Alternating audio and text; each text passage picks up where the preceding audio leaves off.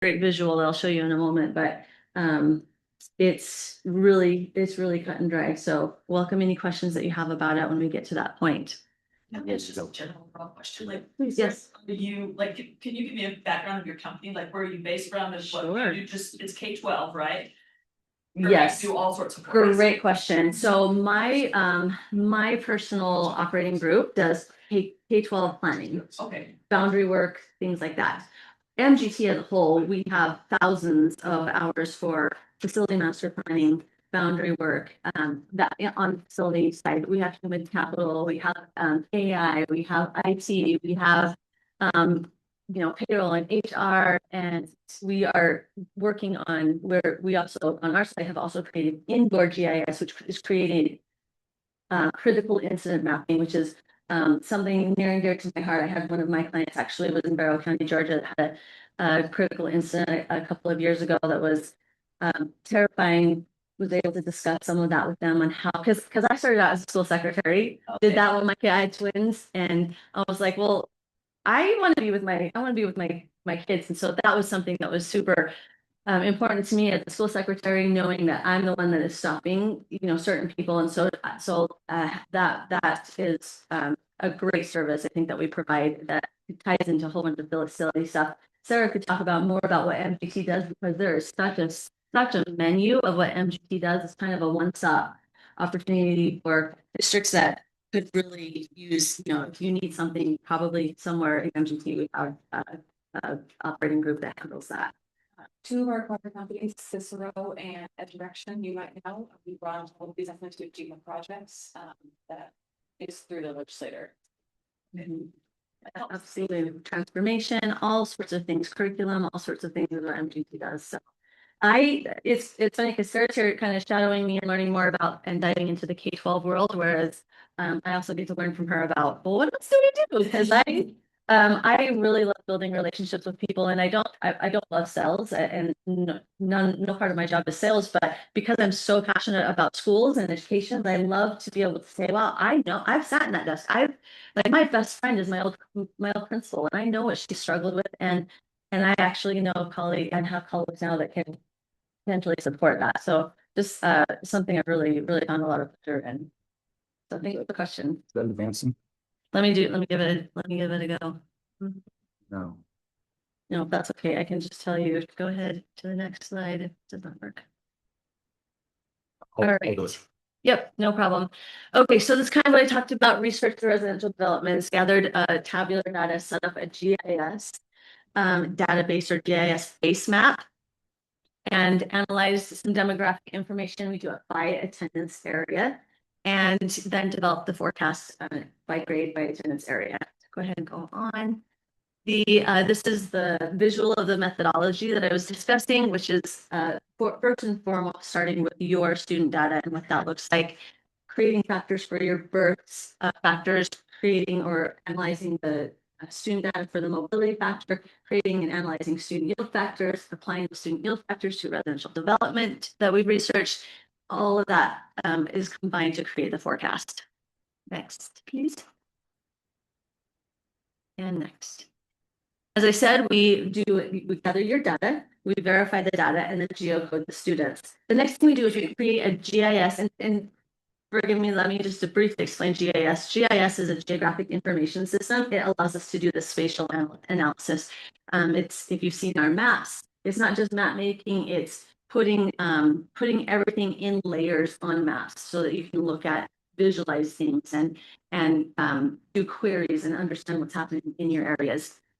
What we do is we divide your district into smaller areas, which contains smaller number of students, maybe 30 to 50, depending on the types of housing and things like that, so that we can really look and see what the change is happening in individual study areas. And your district is a large district, and we split those into a total of 954 study areas. Next.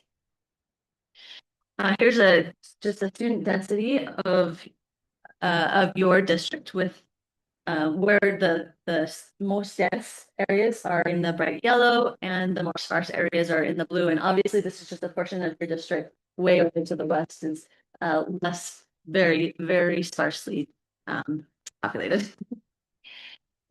This elementary, this is a matrix that we do after we joke with the students and create your attendance areas in our GIS system. The way this is that I actually love these. And I will try not to geek out too much over numbers, data. And if I start seeing you yawn, then I'm going to like instantly move on to the next slide. What this specifically is it's an attendance matrix, and it shows you within, now I know it's labeled by schools, but understand that this is by elementary attendance area for this is the K-5. So as you read across the rows, you see the elementary attendance area is, so grades K through 5. Looking at Century, you have 480 students, K through 5 students, that live in that elementary attendance area. Of those 480 students, 410 of them are enrolled at Century Elementary. One of them is enrolled at Discovery, 0 at Fielding, 15 are enrolled at Garland, and so forth. So you can see within where people live, where they reside, where their resident school is, where they're actually enrolled. So you can see that through all of your elementary attendance areas.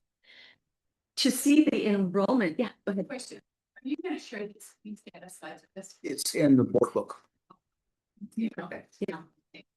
To see where the students are enrolled versus where they live, you can read down the columns. So again, as you read down at the very bottom of Century, there is an enrollment of 432. So there's 432 resident students that are enrolled at Century Elementary.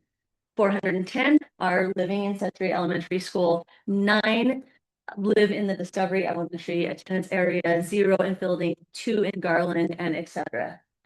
down the column. Utah is, one of the states that is an open enrollment. So students in Utah have choice, and you can see that here. And you also have programs where students are assigned for their special education reasons or DLI reasons or other reasons that they're maybe assigned to a school outside of their attendance area. So this is just some really, for me, I find this really interesting. It helps you identify some patterns or trends or see where students are attending that you might think that they aren't or where they're transferring to. As you can see within these numbers, you also have 6 inter-district students coming in from outside of the district and where they are where they're enrolled as well. All right, next slide. Based on, Can I just say one thing? yes, These are kids that are just registered in Box Elder School District schools. yes. They could be Utah Fits All scholarships, it could be homeschool, but other kids that aren't on this list. No, these are the ones that are enrolled their resident students. But I'm saying At there's kids out there. Oh. The homeschool for Utah. Fits. Oh, yes, Online, there's a lot. that are not, These are just the ones. yes. Yes. The attending. So this came from our own student data out of Aspire. And this column right here, I'm pointing to, that's the total numbers in Aspire that live in that boundary based on their address. Mhm. We have no idea about homeschool or if it's all. These 6 down here are students that live in Idaho or Nevada and attend our Western schools. And I will say that in the report that I'll provide after in the next week or so, it will have a capture rate study, which will be interesting because what it does is it takes your population based on the census data and compares it to your resident population, and it gives you an idea of according to, and there's a little bit of a discrepancy because the census data is an age by year, and then grades are an age based on usually September through August or something like that. And so you'll see a little bit more of how many students you're capturing that according to the census live in your attendance area. This is the utilization analysis. It's taking those numbers from the previous screen, and we're seeing once again the school, so in this you see the school capacity, you see the resident numbers totals. So in Century, you see the resident population of 480. So the utilization in that resident column is saying all 480, those students attended that school, the resident population, the resident utilization would be 109.8. However, there's 432 students, so the enrollment utilization is 98.9. You have 22 students that are transferring in from other schools. attendance areas within the district, 70 going to other schools outside the district, and so forth. Outside the district, outside this. Those are transferring from Boundaries. Century Boundaries to another district school. Yeah. So you can see the utilizations from ranging, if you look at your enrolled utilization, you can see it ranging from the 116.6 at Lakeview to, I think the lowest is down here at the 3 Mile and Willard is combined, so 74.6 utilization as well. And if you go to the next slide, I've created some, I'm visual. I like to do it. I like to see things not just in a tabular, but in a map, because we're spatial people at MGT. So this is a map representing that resident population. So you can see that those purple are the higher resident utilizations numbers, and that is all of this on the east side of the district. And then those blue, you can see Lakeview and Gold. Wait, what is that again? Gold. Gold. Thank you. Yeah, it feels looks blurry from here. Those are a little bit less, but still highly populated based on resident population. And then those green is lower resident populations. Now, if you look at the other numbers, which you can see on the next slide, this is the map based on your enrollment utilization. So this kind of shows that with the exception, well, both North Park and Lakeview are still have those resident utilizations of very high numbers, but the other blue ones have kind of spread out a little bit based on either policy or programs, and or potentially choice, right? Students are going to districts out or going to schools outside of their resident schools. So it does show you a little bit of more balancing, I think, in this scenario. Yes. Sorry, can we go back just a bit to the utilization analysis? This one, No, one more. this one. Yeah, I'm just curious, like when we're doing our numbers in North Park and McKinley, I've been thinking they were like at 149%, 48% capacity, and that's why it's so much outside. This is based on people who live there, not actual enrollments. We have some programs where you move students around, like DOI. We have certain schools designated DOI, so those students that attend that school may not live in those boundaries. This is just based on the residents. If every resident that lives in that boundary It's can. not depending on all the students who go to school. No. Ah, Well, it is. The So- enrollment one is. Yeah. So you see McKinley 125. How do you get back to utilization? I'm just wondering this, it's in the same way we're factoring, like Stephanie. Question I think you're asking is like, talked about overcrowding these elementary, we've seen numbers say it's this percentage, yeah. but maybe the factors that we're using, we're dividing by different number. Yeah, potentially, we have the school capacities right here, and those we got from the district, and those, I'm not sure if those are the actual capacity or maybe a more functional capacity, but we take the capacity for the resident population and just do just.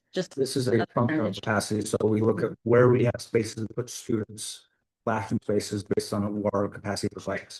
That special ed takes up 12 kids, take up a room, that increases Decreases, the capacity, yes, increases the utilization. Yep. Am I thinking about that correctly? you are. And so this be also accounting for the ports. No. This is based on the building itself. We put portables there to account for lack of space in the building. Excellent, perfect, thank you so much. All right, let's go on to, because I want to make sure we get to the factors. Let's go on to the next, and so Here? so we'll stop here. This is your intermediate schools. I do want to just briefly know, I'm sure you're aware of this, but because you have some optional transportation areas, and so as I understand it, there's some optional, there's a larger, this blue section is a true option because the bus will transport these students to either intermediate school or either middle school. There's a larger optional area, but they would only be bused to that area. The students that aren't bused to that area would have to provide their own transportation. So the true area is what I'm calling the optional transportation area. And I just needed to, wanted to make sure that I kind of separated that to make sure that we get, but we also got some good information from that, noting that, 61 students are going to Young, 29 students going to Harris, and that's kind of across the board. More students are going to the southern area. If I could. Please. clarify some- Mhm. That's that. River City gray area, people in that area choose to go north or they choose to go south. Keith and I think even prior, Barry Jackson said it's it's 2-1, 2-1. 2-1. It's 2-1. I said, really? Two going south And one. for all the years I was in HR and it was 2-1 and here we are. 2-1. Like, it's still 2-1. I know that probably fluctuates.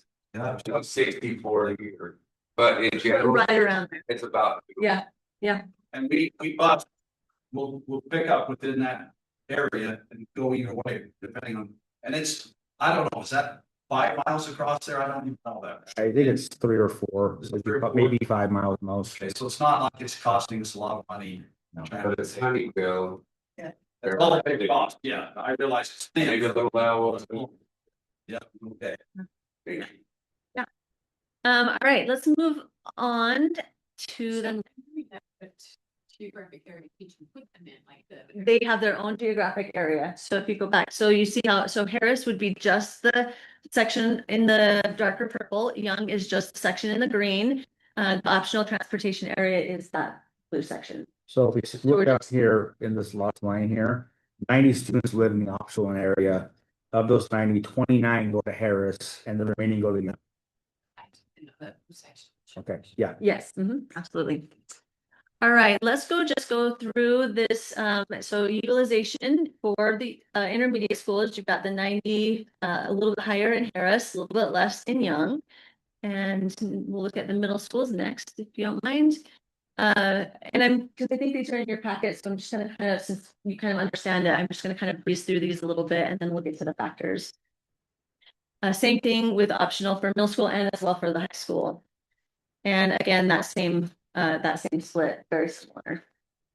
So a little bit, so now your utilization for those middle schools, a little bit higher, up in the 90s and closer to 100 for Box Elder Middle. You want to talk about what your methodology considers the optimal utilization rates for a school? I don't know, not necessarily. I think that, especially because you have the functional capacity numbers on there, right? Yeah. So it would depend on what your functional capacity numbers were on that. So I think we can have a deeper discussion about capacity and what the optimal was, or what your optimal is at a different time. Okay. All right, so let's go through. The next is just the high school. Okay, so we're getting above for the high school, we're definitely above the 100% for the high schools. And okay, moving on. All right, forecast factors. So forecast factors again are pulled from the state of Utah. The first factor we're going to talk about is the birth factor, which comes from the birth count. In Utah, we gather the birth counts by small attendance areas. That's what the state gives us, is a small attendance area, which is made up from some zip codes. So we have the area of Brigham City, the area of Tremonton, and then the rest of Box Elder. And I have a map to kind of show you the visual of that in just a moment. So we combined, it looks like this, where you have some, if you look on the far left column, you see that would be the birth year. So we're saying 5 years ago, these children were born and now they're kindergarten age. So we're comparing the students that were born to the students that are in kindergarten 5 years later. So the first year of data that we have is your birth year data of 26 and kindergarten year data of 2022. We see that the total births in your district was 855 and your resident kindergarten cohort was 921. So in other words, you're capturing more students than were born 5 years earlier, which shows the growth really in the area that you're having kids move in sometime between the time that they were born and the time they entered school. So this does show that there is growth. It did drop down a little bit the next year, but you can see how the births were in the 889, 855, and then a little bit dropping, came up to 842, down this year to 795. So you can see that this year was a low birth year, and next year we expect it to go up, and then it kind of undulates a little bit. The capture rate for this year was 102%, again, higher than the kids that were born 5 years previous. And then the numbers below that is a forecasted capture rate just please with an asterisk, that is subject to change. We won't know what the actual numbers are until we get future kindergarten years, but just kind of wanting to follow that same pattern of what has been captured so that we know. And I do this really because if this year, for whatever reason, your capture rate dropped to 90%, we would say, well, wait a second, we don't want to continue a 90% capture rate because this is probably an anomaly. Let's look at what we might need to do to make some adjustments there. But this year, it was very steady. Go to the next slide, please. And this is just once again, here's the map showing in the green, the Tremont area, which encapsulates all of North Park attendance area, all of McKinley, some of Fielding, some of Garland, and some of Century. And then those birth factors we're actually applying at that small individual level. So it's not just, well, here's the birth rate for the whole county. Let's be a little bit more specific. And remember, I talked about those study areas, so we can really see what is happening within each of the study areas that make up the attendance areas. And then the blue, which I apologize is a little bit harder to see against that purple, but that blue is your what's the Brigham City area. So the Discovery, Lakeview, some of 3 Mile and Willard, and some of Century, probably the non-populated part of Century, and some of Golden Spike. So that just kind of tells you where those birth factors are being applied to what regions. And that's I have a question. Mhm. When we give this, this was last week, Yeah, last Wednesday. in that the birth factor is just based on the births in either the Tremont Hospital or the Brigham City Hospital. no, they're When you said zip, does that mean they're born in Ogden, we still get to count them here? no, they're the mother's birth residence, the zip code that the mother resides in. They have to be Cache Valley or. Yeah. Ogden region or Takes into account here. So where when we pull it on mother's Yeah. residence. It seemed like that would be the way it should be, so. I'm glad to hear that. Yeah, we actually had that same question today when we were talking in the Wasatch County, saying, wait, kids are born here, but yes, yeah, good question. Thank you. Thank you. Yeah. So here, again, because I'm visual, showing that in the dark blue, which is the column on the left, those are your births. The other columns on the right is the kindergarten class. So the gray is your historic kindergarten class. The pink is the current kindergarten class, which again, dropped just like we expected it to because of the birth rate drop. And then an expected, the light blue is going to be your expected kindergarten, which is then going to follow the pattern of your births, because that's really all we have to go on is for an unknown population, right? And the capture rate up there. So you can see that your birth counts. I think it's important to understand that across the country and across Utah, birth counts are dropping everywhere. The fact that your birth counts aren't dropping just speaks to the volume of increase in population that you're having. So I think that's important to understand, just because I think at some point, if the resident population, the resident influx does start to slow down, then you start seeing that decline in population. All right, next. I don't know that current year we went down even Tuesdays. But we were also down previous 2 years ago. That Previous from the used enrollment. enrollment. In Mhm. sector. Yeah, and I think we'll talk about that when we see the district-wide numbers, but yes, absolutely. And we'll have, if I don't direct it, then please remind me. All right, next, please. Okay, the next factor is taking your 4 years of student data that are geocoded and analyzing the cohort survival rate is essentially what mobility is. In other words, we're looking within an attendance area. What are the students, all of the students? That's why you're seeing like 10 to 11, 11 to 12 in an elementary attendance area. It's not the school, it's that resident geographic area.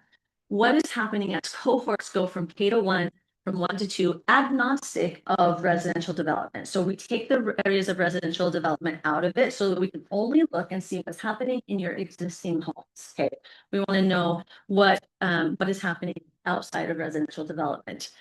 So the blue is showing numbers above 1 or where there's inward mobility. The yellow is showing numbers below 1 where there's more outward mobility. So for example, in Century Elementary School, you see that the mobility is 1.01. That means that average of the last 3 years, on average, you're gaining, if there was 100 students, you're gaining 1 student going into first grade. Okay, does that make sense?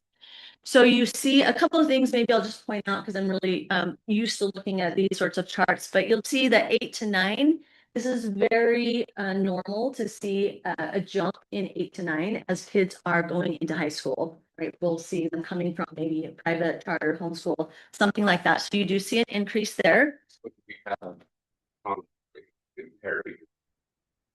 They generally, and either going into 8 or going into 9, that's kind of when they split and some go to Ogden and they would be interrupt school. That's Yeah. what you're talking Yeah, if they've been going to a K-8 school somewhere, or even being homeschooled, because there's a lot more options, right? You want to get accreditation, you want to do, maybe some AP classes, Yeah. you want to be on the drill team, something like that. So seeing a jump in 9th grade is completely normal. There's not a lot. Sometimes what this can tell us is in one of the districts that I work with, it identifies that they have a huge drop as kids go into middle schools. And so this really gives, I could talk for a long time on these, and I'm not going to because I know that you're not going to be fascinated by it, but I do love to look at this data. It shows, I'm sorry, I didn't know I was a data nerd, but turns out I am. Yay. No, I love it, but it does show, for example, look at McKinley. You see some, especially with the exception of that 1 to 2 or the 1.02, you see a lot of outward mobility or a lot of losing students as they progress through the grade progressions. You can see your K to 1, 1 to 2, so some lower mobility numbers in those grades, and then a little bit higher in your upper grades. So this is going to be what it's telling us is we've seen, based on an average of what's happened in the last 4 years, so 4 years of student data, current plus the last 3 years, we are taking an average of what that movement looks like, and we're planning on that same movement in the future. So that's important key because, as we continue to do forecasts every year, this is going to change. It changed drastically after COVID, right? So this is kind of a living, breathing thing. And as you continue to see forecasts every year, and you say, well, wait a second, this isn't what you projected last year. Well, because your student data changed. And now all of a sudden, you've increased students coming into 3rd grade in this attendance area or something like that. I've seen districts where they say, do we need to, let's hire somebody in marketing. Let's promote kindergarten. I have districts in California that are opening up their pre-K programs at their own costs, pulling in, and you can see in the data that their data is changing. They're pulling in kindergartners. So this is always going to be changing, which is great. We're using your most recent data, your most recent history to reflect or project your next year's. The word's just less me, but that's essentially what's happening here. Okay, next, the last factor that we use is the student yield factor. If you saw this before, I changed it a little bit to give it some more meaning. So we did a student yield factor study and we looked at all of your parcels in the last 5 years and by housing type, and we were able to have a good sample size of your single family detached homes, but with a large sample size of students, and able to find that your single family detached home student yield factor is 0.725. Honestly, that's quite high compared to a lot of districts that I work in. So that's saying that you're going to get about over what you've seen is about 73 students per 100 single family homes. What we expect to gain is 73 students per 100 single family homes across the time that they're built, right? So we know that typically if a unit of the development of 100 homes is coming in, it's going to not fit 100 homes in one school year, right? So maybe 3 or 4, maybe 25 homes a year. So there's 25 homes a year and 13 grades they'll be coming. And I say that because when we look at drops in kindergarten or in birth rates and expect a drop in kindergarten, we're talking about 1 grade. So when people are saying, wait, we're declining, I thought we were growing, or why are we declining so bad? Because those birth rates are dropping 1 grade level at a time per year, whereas the housing development is coming in across a space of time, across 13 grades. So when you start saying, wait, there's houses going up, oh, we're gonna get so many kids, you could, but there's gonna be 13 grades worth of kids and it's not gonna hit all at one year. So I think that's really important to be aware of as we look through things. The multifamily factor, so we had a very small sample size for multifamily attached and apartments. Almost to the point where, or I think to the point where it would not be a suitable percentage, but looking at you had a more modest number compared to the single family detached of the of single family attached homes. And so that number, looking at the grade distribution, very similar with a more densely populated in the younger grades, more sparsely populated in the over or the higher grades, made more sense to combine those to have a more suitable number to apply for a student yield factor. So we were able to do that, and the student yield factor for any of the multifamily housing is 0.317. So lower, but actually more in line with what we typically see all over the place. So we take that and apply it to your residential development, which has been researched to kind of explain that a bit. But I wanted to point out you have 73 projects that are currently active. Oh, that's a lot. Over 3,200 of those, over 3,200 units are included in the forecast. 31% of those are going to be in the Lakeview Elementary attendance area. You see that large graph there, and the different colors represent the different types of housing. The 25% is going to be in North Peak, and over 15 or almost 1,600 of the units are single family detached homes. So some good data or stats there for you. Going on, what I'm trying to depict here, typically I just give one map of the district with all of the residential developments, and there's so much that I tried to, I know it's hard to see and I apologize. It's hard to put all of those on there, but at least to give you maybe just a bird's eye view of by region. You've got the north region, the central region, the south. So a lot, you see a whole lot of them, you know, that North Park area, a lot in McKinley, you see a lot in that Lakeview area, some in the I just lost the 3 mile and we'll thank you. So just wanted to just at least give you a visual of those areas as best I could. And next slide. Oh, okay, now we're getting to the district. Before I get to that, any questions about the factors?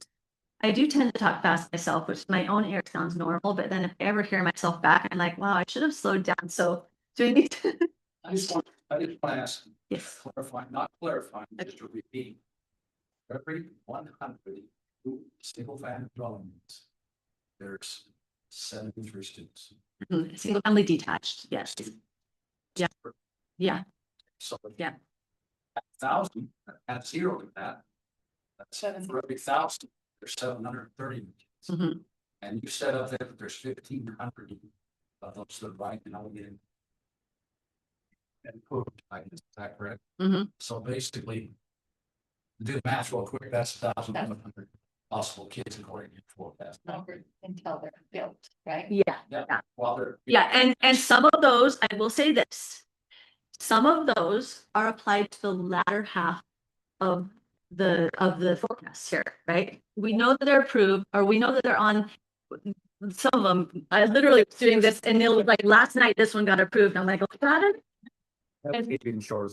Avian Shores, which is going to affect the last part of the district, or the last part of the forecast. And just like the weather forecast, if you're planning for vacation and it's like says rain in 10 days, you might be like, well, so just be aware. And I'm going to point this out here with the birth factors. But so yes, you're absolutely correct. And that's across the 10 years that we see those numbers coming in. So, and that growth is not a net growth, right? Because we talked about losing students in existing housing in a lot of the areas.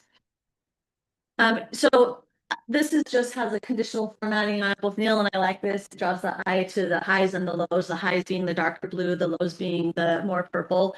And you can see those births and those lower grades. Look how much lower those numbers are in your younger grades, especially that drop this year. And can I also just add this? And this is the first year I'm working with you, so it's really the first data that I have.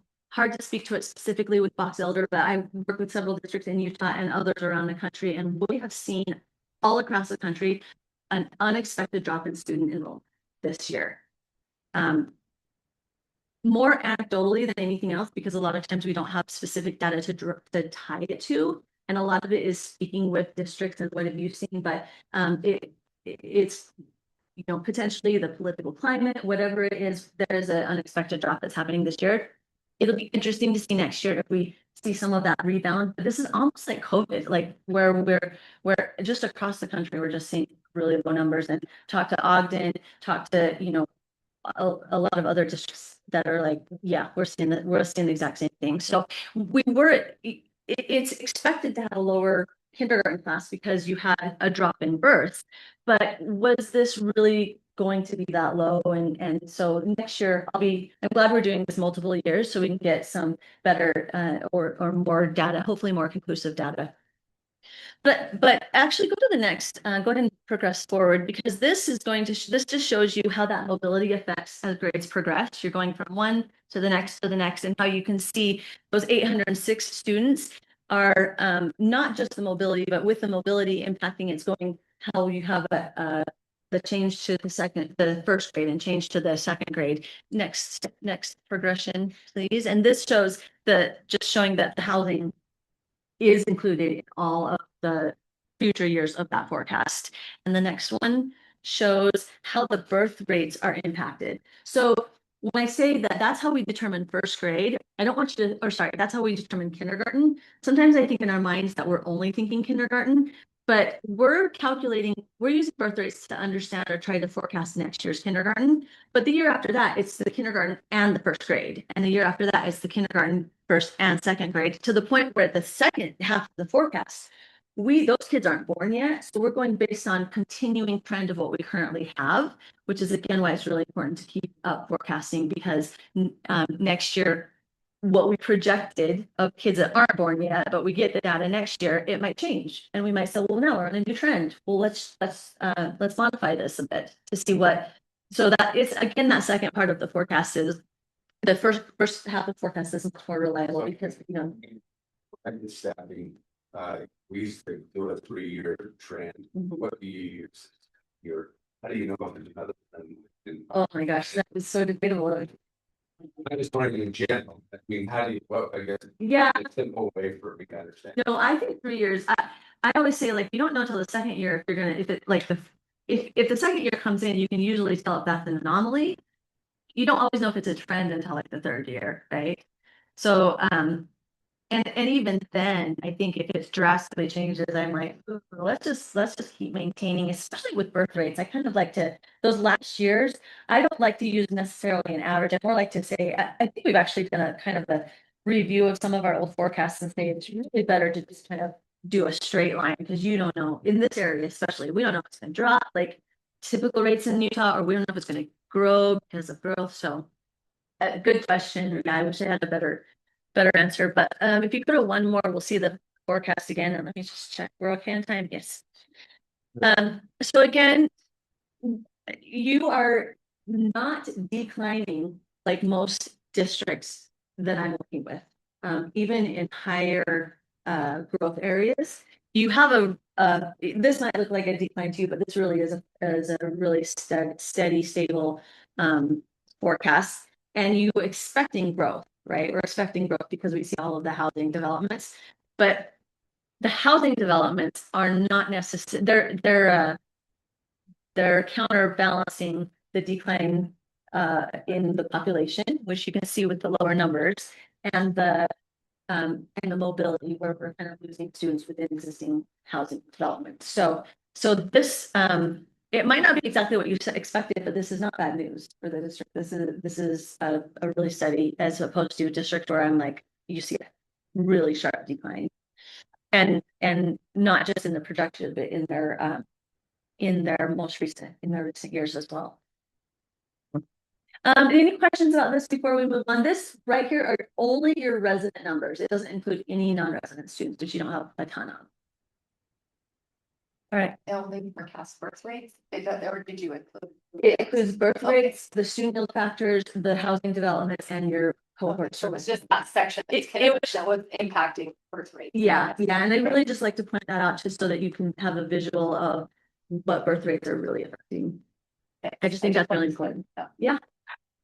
Okay, the next slide just shows it's conclusive of the students that are not included in the forecast, which are very few, and then has the totals here. See that 145 that you dropped and had dropped 39 and 67. And I believe that's what you're kind of referring to, that you have seen a drop in historical numbers. We are projecting at least stability, maybe an increase. Oh, yes, thank you. Some stability, maybe some increase fluctuation. I think I will say this, and I think looking for exact numbers is going to be a challenge. What you really we're really focusing on is what is the trend of this? Are we having a decline or an incline or an increase? All right, let's see what's on the next slide. It'll be, oh, okay, just some more visuals of the forecast. And we can, I think, go ahead and progress through these. So this is the K5. You see a tiny little bit dip and then it comes up. Interesting enough, go ahead to the next. You've got a bubble, a really high 5th grade class currently that you're going to see as it progresses through. As it progresses. Which is weird that it's not a 4th grade class. Usually right now we're seeing a bubble, like a COVID rebound in 4th grade. So it's kind of interesting that you have a bubble in 5th grade, but you watch it go through your intermediate grades and then go on to the next slide. Then you watch it hit your 8th and 9th grades in the next years. And then it kind of doesn't necessarily level off, but it doesn't impact the high school if you go to the next one as much. So you see it there go through your high school grades. And again, this is just district-wide. The individual attendance area, there's going to be one of those tables for each individual attendance area that shows the graphs and all of that stuff. It'll be in the report. I think I might have sent you a PDF of it. This here is a visual again of those study areas that I talked about as we analyze what is it happening where. The dark red is where you'll see areas of decline, dark red and orange to see areas of decline. Dark green, light green showing areas where we're seeing increase in students. And I do have just a blue outline trying to help you identify those elementary attendance areas. You don't see really huge areas of red or green, just some little interspersed here. It's really hard to see in this small map. And I don't think I included it here, but I did give some supplemental maps to Neil that shows, and I'll have it in the report that shows each individual attendance area so you can really see it a lot better. All right, next slide. Okay, so what I've done here is I've just looked at the combined capacities of all of the schools with the populations of each of those grades to give you an idea of do you have seats? Do you have the availability of the seats in your population, and will you in the next 5 and 10 years? So the background bar, that purple bar, is your capacity numbers, and then the dark blue on the left is the current resident population.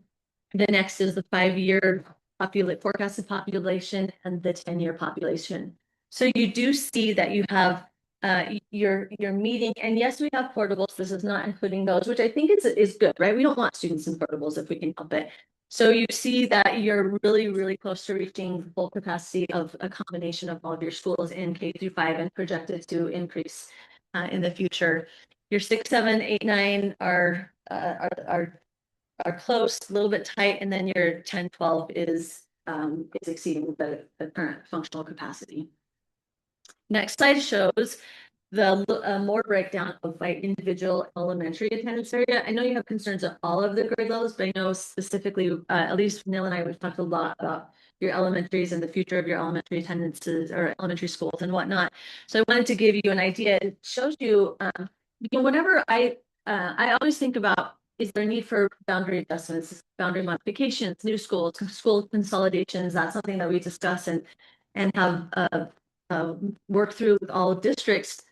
And you definitely, and the question is always like, what is the pain points? And you can see here with this, just this visual, which you probably already know, right? You're suffering through it. You know, this might just be validation, but this is where, as far as resident population versus capacity, shows you where your pain points are, which is, again, probably something validating what you already, information you already know and have, and where you're going to need to. And interesting, like, for example, North Park, we saw that North Park has a high resident utilization, has a high enrolled utilization, also has a ton of development coming in that area. So thinking you're doing a good job by thinking ahead and talking about having these discussions now before, well, now I would say before it hurts, but it might already be hurting, but it's good to be aware of that. You see the growth there in McKinley, some in Gold Spike over there at Century. Now I feel like a weatherman. But so hopefully this helps you kind of visualize what some of those tables and statistics we're looking at. A question Yeah. about how the capacity was determined, because like Garland, these two ladies will know, there's not empty space there. They are busting at the seams and they asked for 2 portables. So I'm just trying to see, like, there's a huge gap there in the capacity and the enrollment that I'm not understanding. The capacities from your numbers, Heidi, don't. It's possible we looked at something different, but Well, once upon a time, we had 800 kids there without portables. I just. But now we have like 4 special education programs. that- Well, and that's what this is the resident population. Heidi, this is residents, not actual enrollments. So students who live in that boundary. I guess I'm confused because our capacity numbers say 112, we're at 112% like at building, and we're at 95% at Garland, but that shows like a nice 15 to 20%. Because it only measures people who live in the boundary. So I'm taking account the DLI. DLI, problem, not the set, just DLI. Okay, Yeah, and so when you go back through and you look at that attendance matrix, that's gonna help you identify. And like I said, a lot of those students are coming in because of your program. this DLI is what clarifies it. right? Yeah. Yeah. With DLI, that being raised so far higher than the government, but then actually it lowers it. Yeah, North Park, North Park, yeah, Garland, Golden Spike, Lakeview. Yeah, and that's kind of earlier on when I showed those 2 maps, one after the other, that showed you the residents, and then there's all of that dark purple on one side, and then we switched to the utilization, which kind of moved things a bit because you're moving where those students are now choosing to go one of these times. Yes. Like the takeover, it had like next to each other, the enrollment, utilization, and the. Yeah. Or residential and then the enrollment. Yeah, All of the enrollment was much higher utilization. It said maybe it's, so that was helpful to see, it's, yeah. yeah, and in situations like that, boundary modifications aren't necessarily going to help. It's, it's a need for extra capacity. Yeah, and that's one of the things we're gonna talk about. It's like, we can't just realign the boundaries and say, oh, these are where the kids all fit, because we do have those DLI complications, special education, and the Title I, but Yeah. right, all. And I think there's always a discussion too, so with analysis, it's like, some of it is, and I think we have discussions about, are we placing the programs in the right place? Where students Absolutely, are, yeah. and so that. Open to that too. Yeah. Okay, I don't know, let's just surprise, well, I'll be surprised at the next slide. Oh, okay.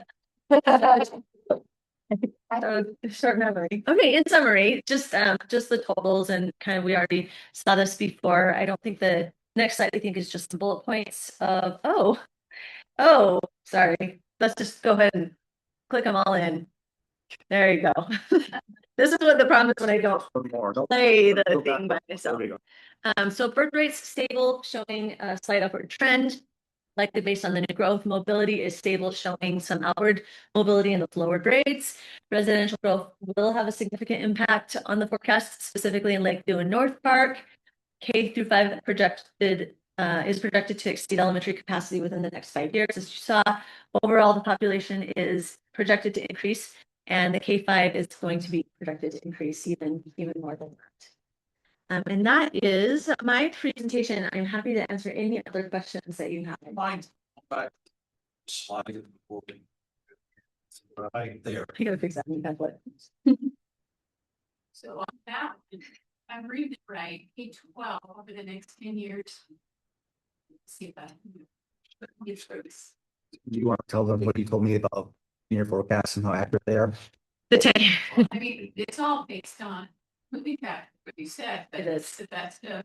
Yeah, to the best of our projection in the 10-year, like, again, the emphasis that you want to put is on the first part of the forecast, because those are the factors that we know, and they're, the more recent data. When we get in, nothing taught us that more than COVID. That was all of a sudden things that we were projecting something drastically changed. So based on what we know right now, this is the information that we have. But we also know that all of your different municipalities are gaining and approving residential development. So as those continue, Projection of that, like if we say we have 1,500 new single family homes now, you average that out, you doing projection of builds. oh, that's, I mean, that's what I'm saying. yeah, all of them. If you go back to the map of all the residential developments, we drove all of them. Right, but We drove and we counted houses. they project additional stuff. Yeah, the ones that are in approval in the.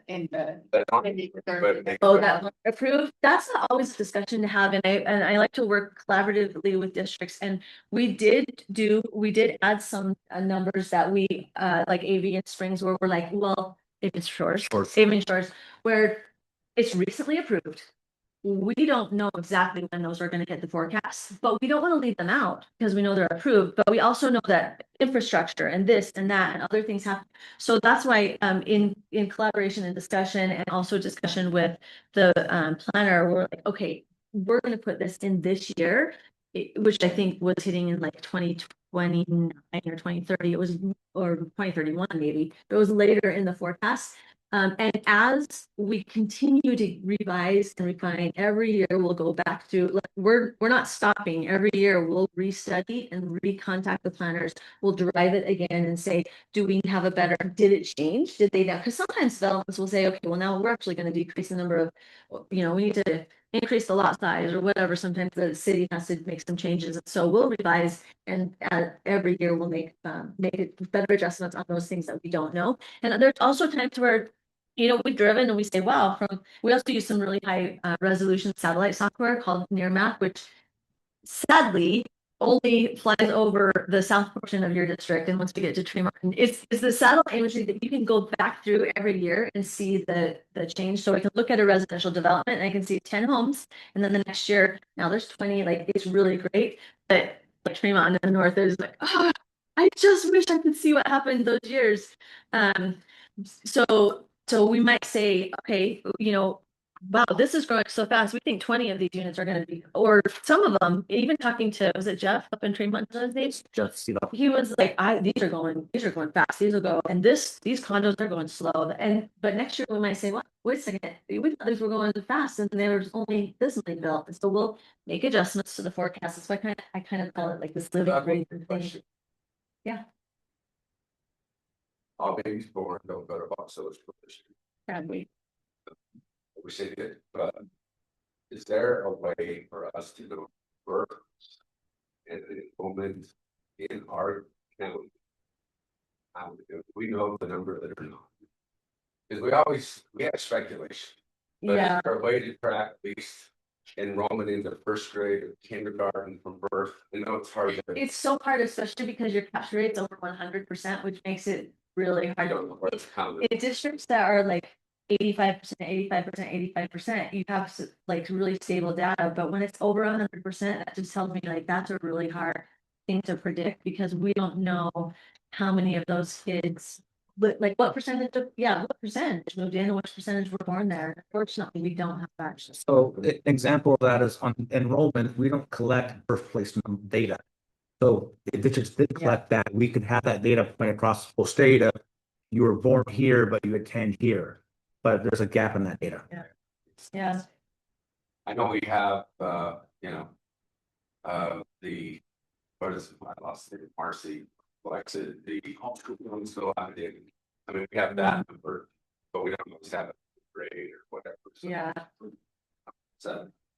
And not only works that they have enrolled in our district and left our district, but they never enroll, never homeschool in the beginning. We don't have those students. Okay, thank you. So yes, and like you said, we're not in the sharp decline. In fact, we go up and then down. But like when you consider across 13 grades, if we go up to 100 by 13, that's a handful of grades dispersed at my Howard schools. And so it seems actually like kind of steady, like as far as capacity. Oh yeah. But where we currently are is we're actually over capacity in almost every, like going back to that. These are just in the boundary area, the slide 8.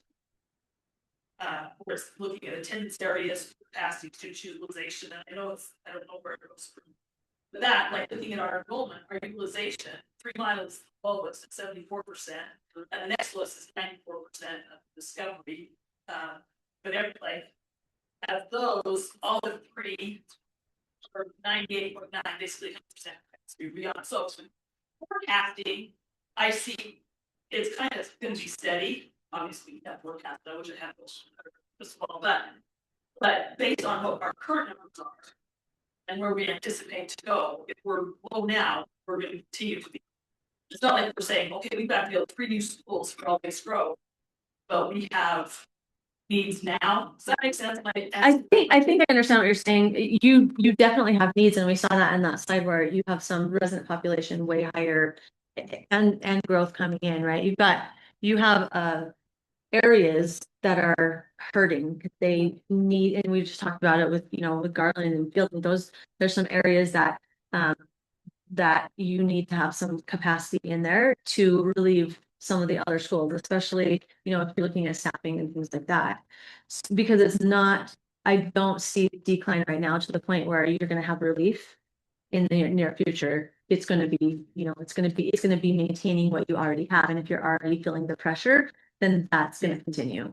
Yes, that's like this is what I was looking at. This is just the elementary utilization where, and I was actually surprised our high schools are well over utilization capacity. And our intermediate schools are, that was interesting data to me to see the whole range of it, but I really liked all the breakdown of the difference too. I mean, you're definitely in a position where, your capacity is stretched, right? And I think you're taking the steps to rectify that and have valid data to support that. So you guys as a company, do you recommend things or do you just show me that? Well, that's a good question. I think the most important thing is to show the data, right? Is to show what the data is, and it's your data. It's compared to your capacity.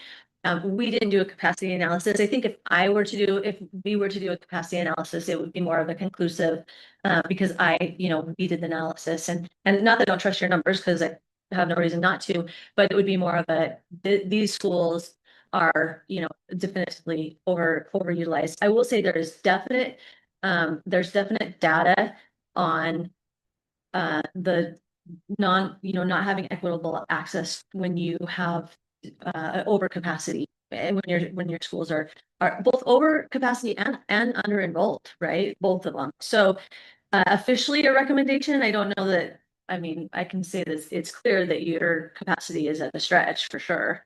I wouldn't be in a place where I would say I recommend building another school. I think that's kind of. I think it's about the third to last slide in this presentation. I had that bar graph that had things over it. I just wanted to look at that once more time. 33, 36. 36. If I'm on the same page. This one? So right here, I mean, McKinley and North Park, based on the 16 portables that are there and how many people are projected to fit, we clearly have an issue. I mean, are we reading? This is correct me if I'm wrong, this is the population of the geographic boundary, not who actually attends. Right. But there's It's even worse than this. That's right. Yep. But anyway, McKinley and North Park are above the limit, right? So that is an area of concern. I mean, that's enough to say that, right? Lakeview is going to be in 10. Yep, and that's where that avian. Right, but we know from what Mayor Bott said that going west is gonna be. I think that's part of these things that they've got in their numbers. Notice Discovery immediately. We have a 5-year, I mean, not current.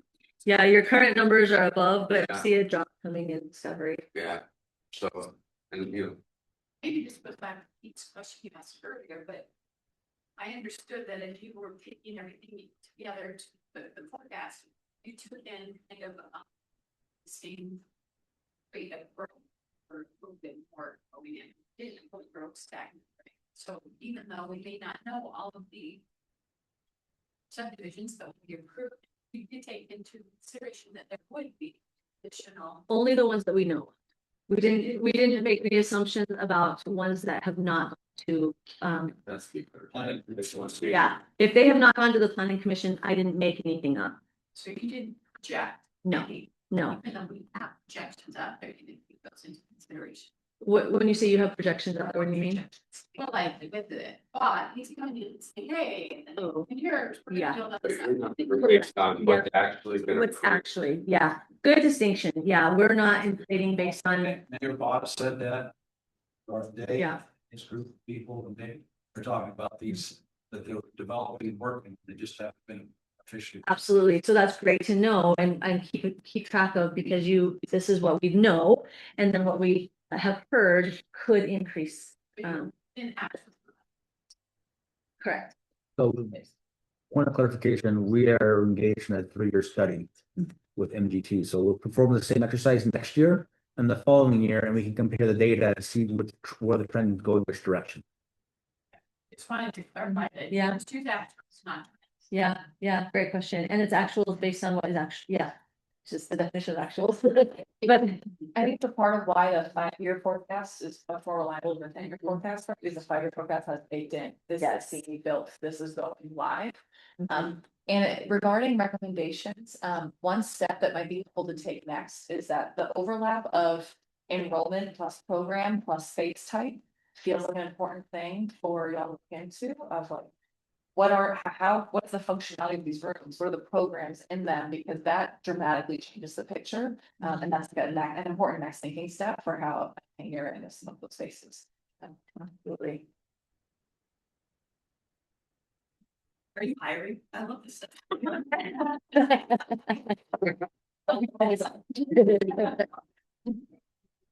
Or we already planning to do what she suggests. Which part of it is? Love to overlay those programs.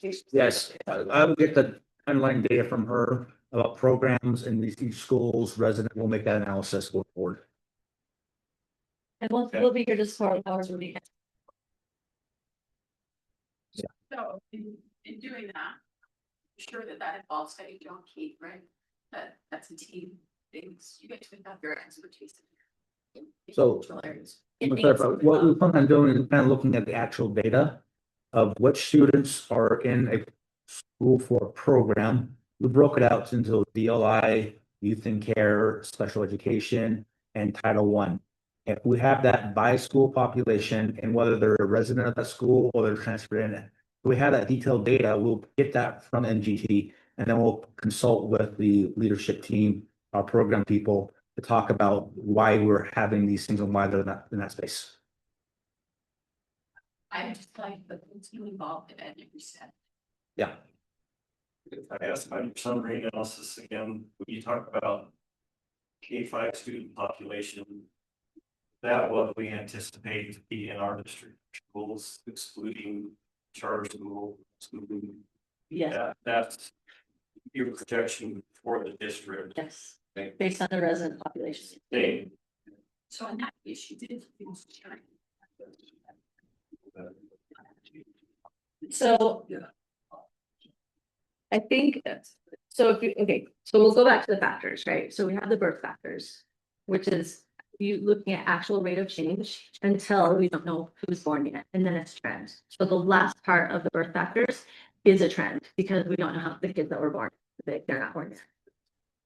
The next factor is not a trend, it's based on it's actual data perpetuating it forward. So that's the mobility factor. The third factor is student yield factors applied to residential development. And I think that's your question, it's specifically regarding residential development. Based on trends, your rate, we all have certain data, so we have to trend out. I guess I don't understand why within the trend, the same. For residential development. I think this slide talks to what. You see here, we come down to a rate here, 5 years out, and we hold that trend all the way down. And I think she's talking about why we don't assume the trend in residential development is going to maintain. Yeah. And I think that is because we don't I don't know. In most places that I am in, the residential development fluctuates. In the area that I live, it was full force, tons of housing developments, and then all of a sudden it stopped. It is dependent on housing rates, interest rates, a whole, whether the market is saturated, a lot of things. And so we don't trend out. We say, this is based on what we know. It can and will change depending on what happens in residential development planning in the next 4 years. But we're not doing a trend on that. We're just doing what we know. So we don't do trends with residential development. We only forecast on what we know or what we either what we know, or if there is something, if I work in collaboration with the district and they say, I know this is coming through, I want this put in there.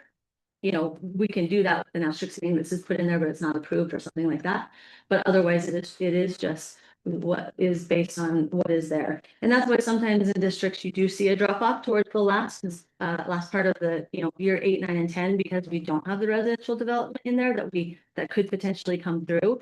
But we don't know what's going to happen. I think it's a little bit dangerous to use a trend. So, she talked about fifth grade data, how that just went.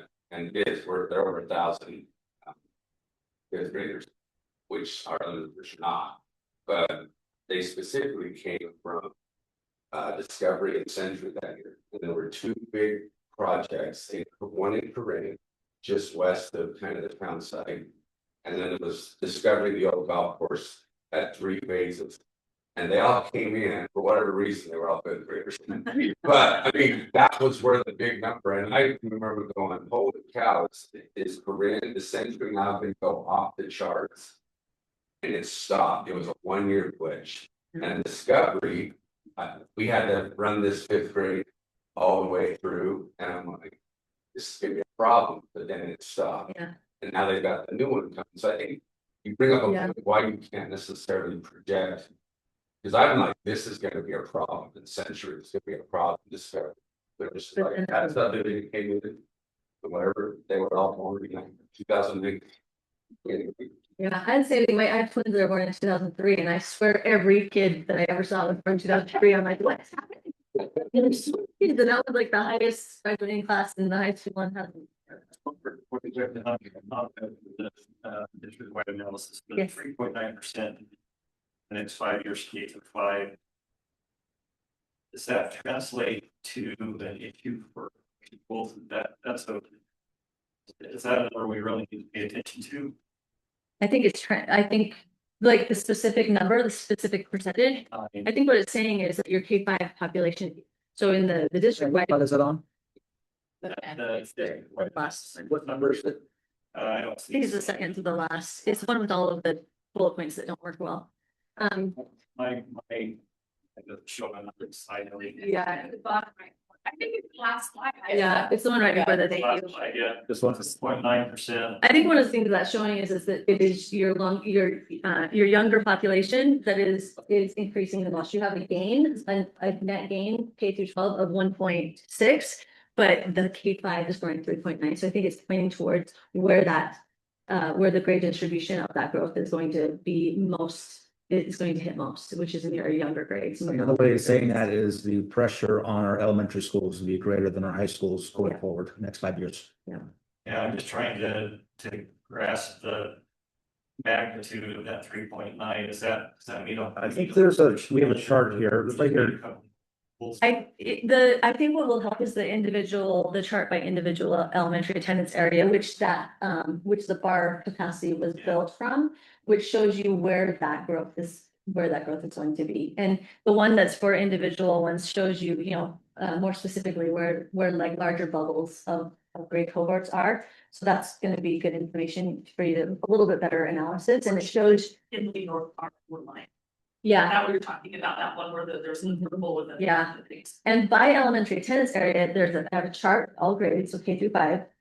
And then, a table, and then below is a chart that shows your attendance line, and it gives you a little bit more data diving into each elementary attendance area, this is resident population and where that's headed. So you'll see in Lakeview how it's kind of maintains, and then at the end where that Avian Shores, where we have anticipated that it's going to go up, and so you'll see a little bit better by each individual attendance area. I think that'll be helpful to answer your questions. 3.9 makes us to be taking a closer look at each individual. Yeah. Yeah. At your attendance areas, yeah, because it's different, right? You see the, see the growth I mean, you've got growth throughout, obviously, but it's going to hit, certain areas at different times and in different ways. You know, depending on the housing types in those areas. Thank you so much. Are welcome. I'm sure we can have more questions and more, but we'll be meeting with you again. Yeah, absolutely. I'll be here next year and please reach out. If you have any questions, and sure Neil and I will have a discussion. I did not bring the bag with cards. I'm so sorry. I feel so bad about that. I don't. Here, I'll distribute her email and put Put her name on. Yeah, I'm sorry. I didn't. This is awesome information. Thank you. I'm glad. Hopefully it's helpful. Don't. Okay. Yeah. All right.